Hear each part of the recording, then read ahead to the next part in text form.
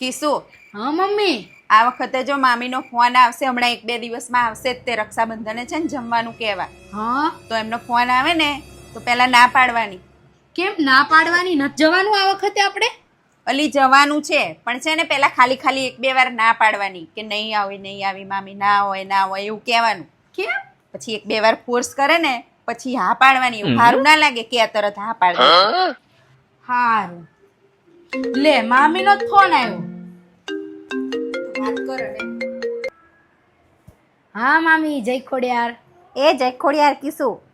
એ તો એટલા માટે ફોન કર્યો તો કે રક્ષાબંધન આવે છે ને તો જમવાનું છે અહીંયા અમારા ઘરે એટલે. ના મામી, અમે રક્ષાબંધને નહીં આવી. કેમ? શું થયું? અરે મમ્મી એવું કહેતા હતા કે આવું 2-3 વાર ના પાડવાની અને પછી મામી એમ કે ને બહુ ફોર્સ કરે ને તો જ હા પાડવાની. ડોબી ફોન મૂક.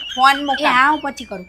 શું છે મમ્મી? પહેલા તમે તો કીધું આવું કેજે ને હવે ફોન મૂક ફોન મૂક. પણ એ ડોબા જેવી એવું ના કહેવાનું. એક મમ્મી કહેતા હતા એમ મારું નામ ના દેવાય.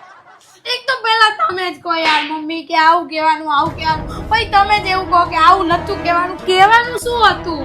અરે પણ એવું ના કહેવાય કે મેં કીધું છે તને. એટલી તારામાં નહીં બુદ્ધિ તારી રીતે કહેવાની ખબર નહીં પડતી. પણ તમે એવું તો નહોતું કીધું કે તારી રીતે કે છે. તમે એવું કીધું હતું કે ના પાડવાની. અરે ભગવાન, હવે અમારા ભાભીને કેવું લાગશે કે આવું શીખવાડતા હશે?